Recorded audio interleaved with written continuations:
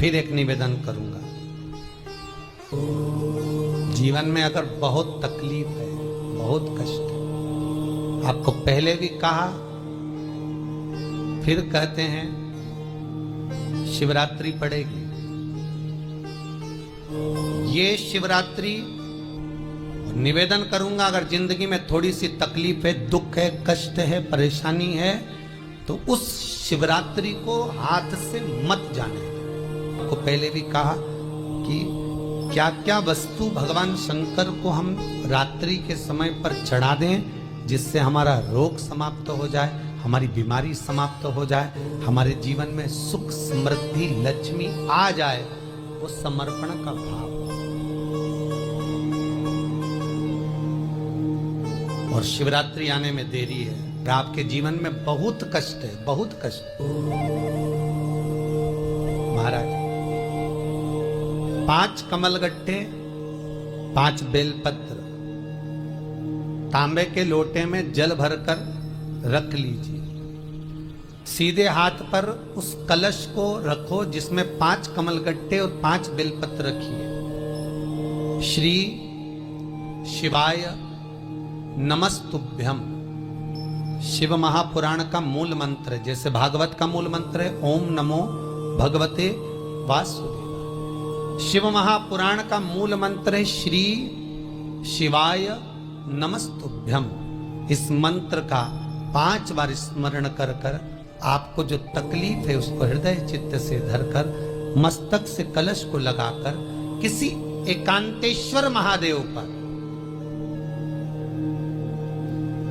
एकांतेश्वर महादेव मतलब अपने गांव से, नगर से, शहर से जो बाहर खेड़े में हो, बिल्कुल बाहर, जिस शिवलिंग पर कोई पूजन करने ना जाता हो, एकांत में बैठे हो, जंगल में बैठे हो, कहीं किसी वृक्ष के नीचे विराजमान हो, ऐसे एकांतेश्वर महादेव पर अपनी कामना कर कर वो जल समर्पित कर दो। 1 बेलपत्र, 1 कमलगट्टा उठाकर अपने घर पर लेकर आ जाओ। जो तकलीफ बहुत ज्यादा हो रही है 5 दिन में आपको मालूम पड़ जाएगी, 5 दिन में अंतर आ जाएगा।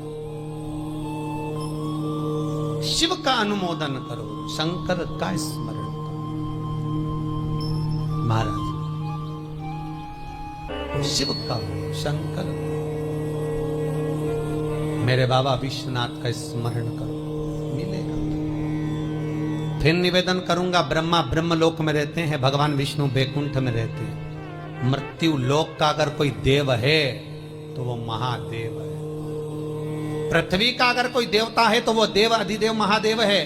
पर हमारी आदत है, हम पड़ोस की काकी आती है तो उसको प्रणाम करते हैं, मासी सास आती है तो उसको नमन करते हैं, चाची सास आती है तो उसको नमन करते हैं, और घर में सास बैठी रहती है उसको कभी नमन नहीं करते। आदत है ना हमारी।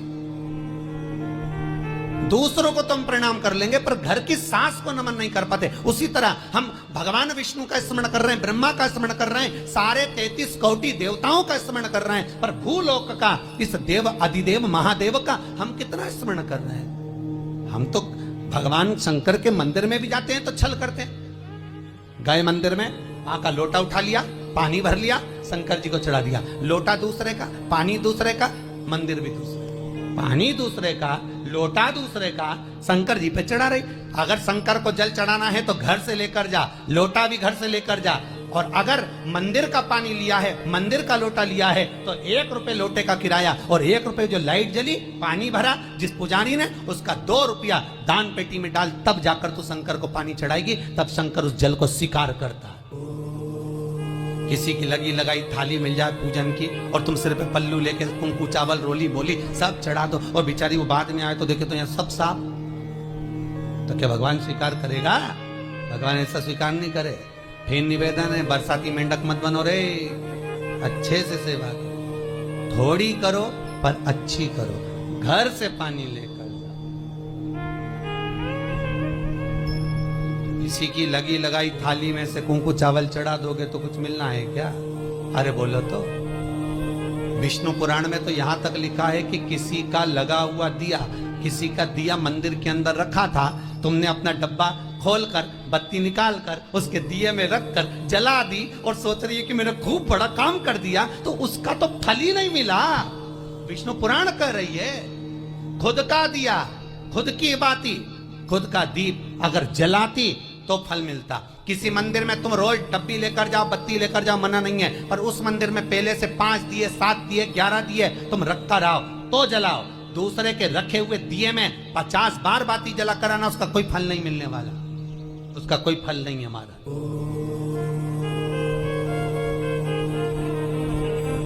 खुद का जल लेकर जाओगे, खुद का लोटा लेकर जाओगे तो फल। यहाँ तो स्वयं भागवत कह रही है, राजा बलि के सामने वामन भगवान कहते हैं, राजन तेरे कमंडल को लेकर आ, उससे संकल्प छोड़, अगर मेरे जल का संकल्प छोड़ेगा तो उसका कोई फल नहीं मिलने वाला। और अगर कोई यहाँ आता भी है तो साथ में पानी की बोतल लाओ, चावल लाओ, पूजा की थाली लाओ, फिर बैठो। अपना संकल्प अपना होना, उसका फल हजारों गुना प्राप्त होता है। दूसरे का जल, दूसरे का चावल स्वीकार कर लिया, उससे फल की